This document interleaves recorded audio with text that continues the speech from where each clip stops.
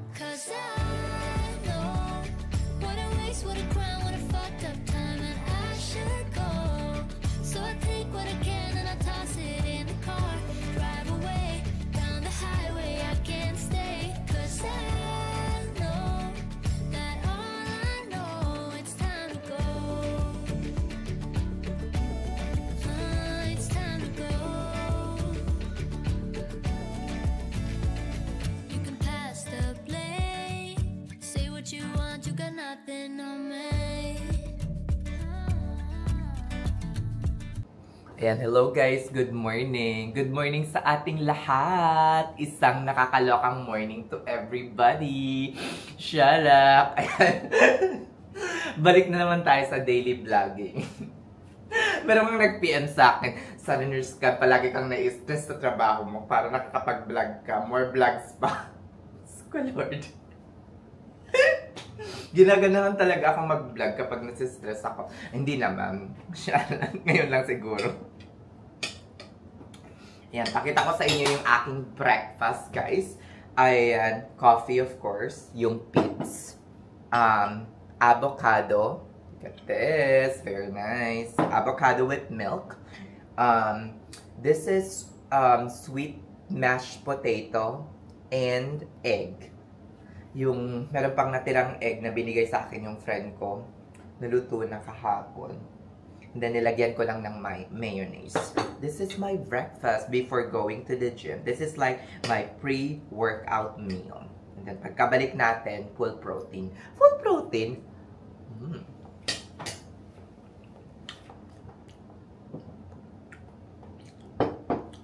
Yummy. Sarap naman. Since 9:07 na guys, dito lang ako mag-gym sa aking apartment. Okay naman yung gamit. Siguro mag-ano na ako ngayon. Bicep curl, bicep eme. Tricep ba ako? Baka mag-tricep din ako. Baka mag-arms lang ako ngayon. Diba? Our arms, masyadong visible. Diba? Baka mag-tricep and bicep lang ako ngayon. Kasi nakapag-chest na ako ng isang araw. I had shoulder yesterday. And then, back. Probably, kung magising tayo ng maaga tomorrow, magbaback ako sa gym ko. Yung sa commercial gym. Kung hindi man, mag-chest na lang tayo ulit tomorrow. And then, pahinga this coming Saturday. And then, on Sunday, tsaka tayo mag-back. Diba? Bongga. Meron pa fitness, meron pang mga fitness advice, fitness Shala.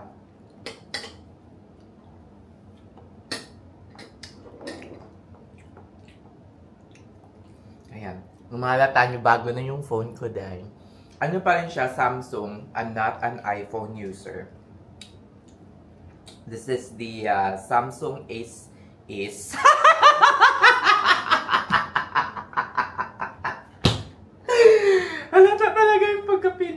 Or pagka-Bisaya siguro. Sinasabihan nila kami, pero hindi talaga ako Bisaya, guys. I'm from Holosulu, so Tausug. Pero yung accent ko siguro parang, ano siya, parang, anong tawag dito? Parang makakompare mo sa isang Bisaya. So, Ispamore.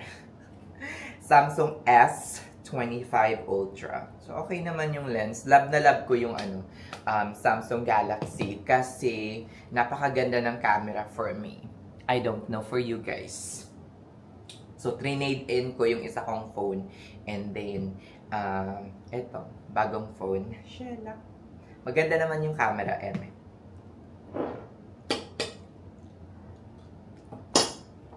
And guys, nagbabasa pala ako ng mga comment ninyo. Grabe, as in, I love it so much na very interactive kayo. Basa tayo ng ilang mga comment dito. Sabi ni, huwag na natin bagitin yung mga name, di ko na rin siya i-screenshot. Sabi ng isa, travel nurse all the way. It will help you scan all the hospital across the US. If you find a place that has a good working environment, then apply there for a full-time position. You risk being in another unhealthy environment if you apply to another hospital. Why lock yourself in one setting when you can be in different places every 3 months to test them out? On top of that, travel nursing will allow you to take a few weeks off in between assignment and travel the world. Yes, that is correct. That is one of the parang biggest advantage na nakikita ko, that you can, be on off for after 3 months. Like every 3 months you can be off. Yun yung parang inano ko. Parang at least 2 weeks or 3 weeks and then move to another assignment. Ganon. Life is short. Go where you are valued. That is true. Yan din yung inaano ko. Kaya hindi ako masyadong natatakot. Whether mawala ng trabaho o kaya, mawala ng trabaho or makat yung paycheck or kaya magkaroon ng pay cut, because life is too short. Go somewhere that you are happy and valued. Pero ngayong araw, papasok muna tayo. Shala. Naiintindihan kita, Nurse Can, kasi ayoko din sa micromanaging at siraan. Yes, as in, hindi lang naman ako yung sinisiraan. At pati mga sarili nila, dahil sinisiraan nila sa isa't isa. Charis. Yun. Yun yung napansin ko, really. On my first day, merong isa, siniraan yung isa, siniraan yung isa. Sabi ko, ano ba to?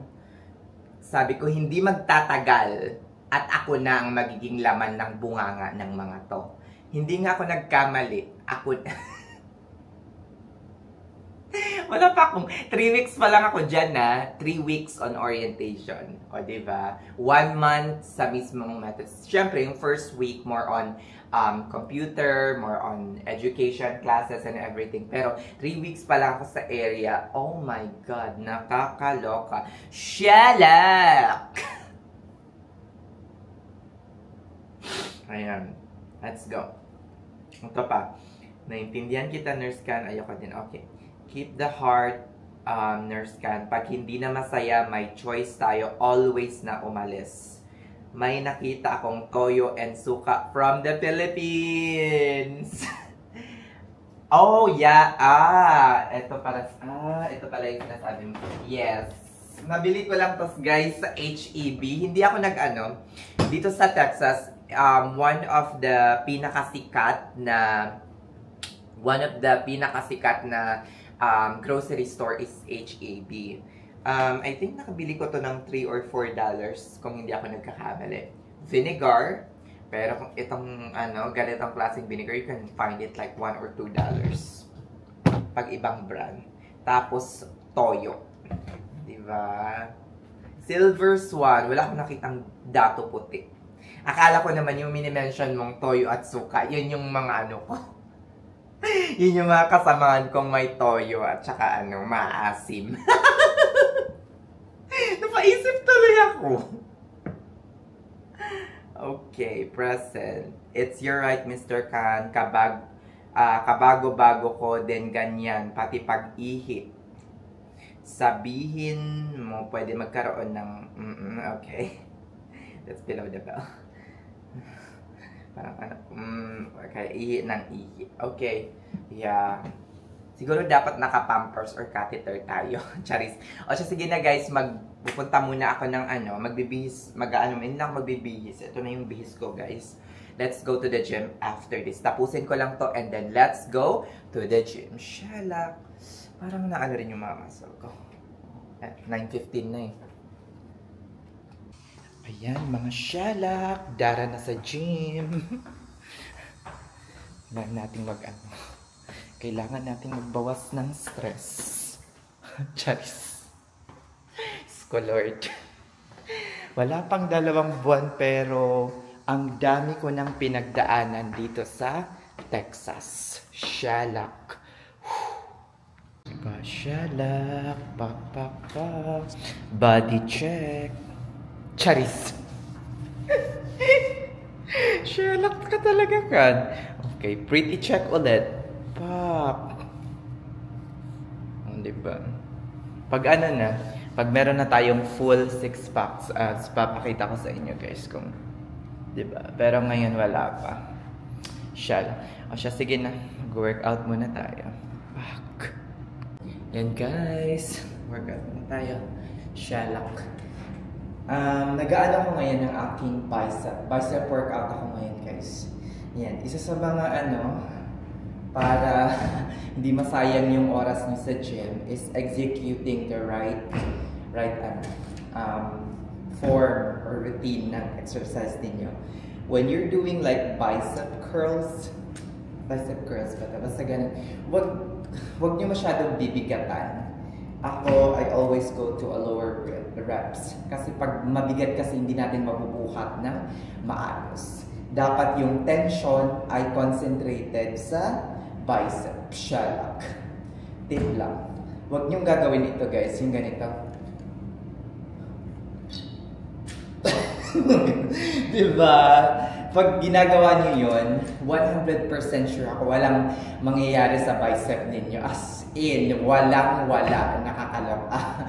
Diba? Because ginagawa niyo yun kasi, or nagagawa niyo yun kasi for sure, masyadong mabigat yung weights para sa inyo. Ito, ano lang to, 15. But I can lift 20 if I want to, or 25. Pero medyo mabigat na yun para sa akin. What I do is, I don't swing my shoulder. Ayan, tingnan nyo guys. So, 1, 2, 3. Ayan. Diba? Focus and tension on the shoulder. Tingnan nyo guys. Focus on the shoulder. On the bicep. Tingnan nyo guys. Oh. Diba? Yung tension, kung mapapansin niyo, I'm not swinging my body nor my shoulder. Diba? Pero pag nagbuhat ako ng mas mabigat kesa sa 15, for sure. O, diba? So, I can feel now the tension. I will not stop until hindi ko na kaya. So, hihinto lang kayo, hindi dahil tapos na yung ano ninyo, kundi dahil di na kaya. O, diba? So, train until failure.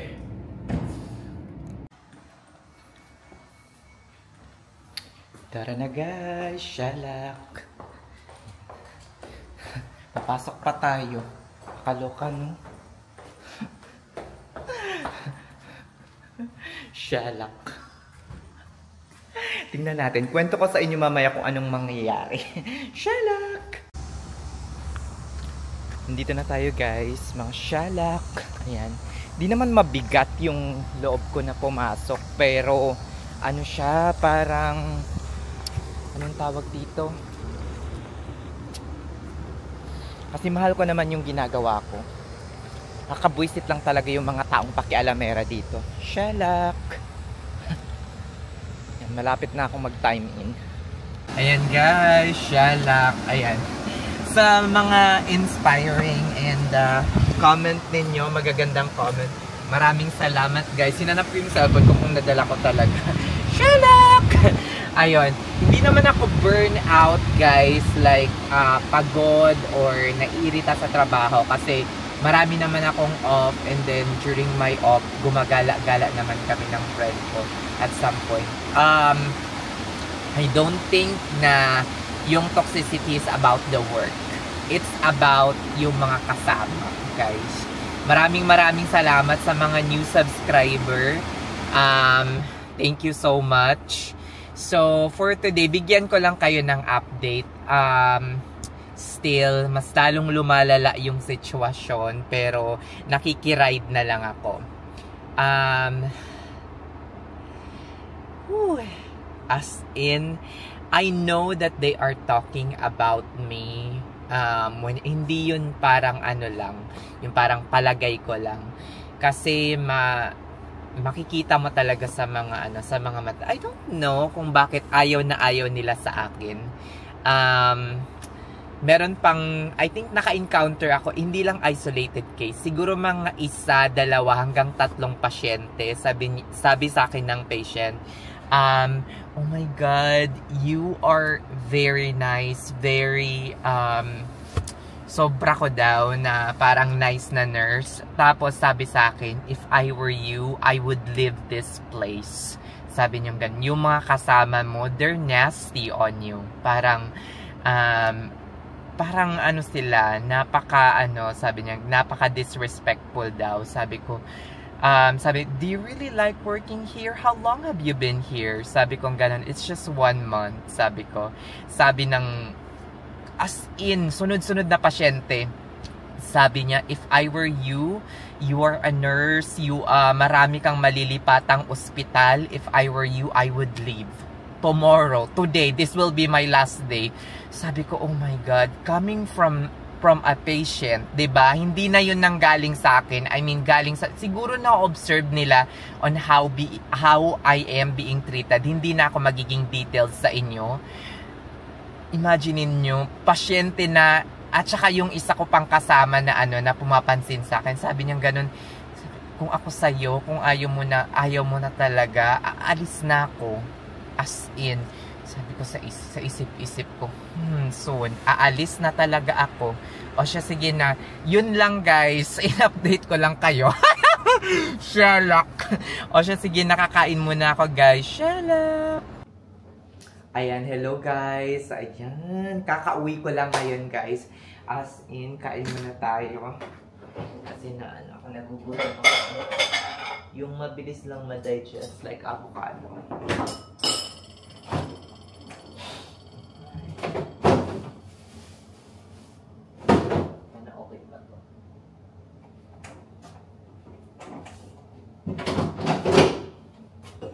Ayan, yun na nga guys, as in, nakakaloka. Yan na natin dito.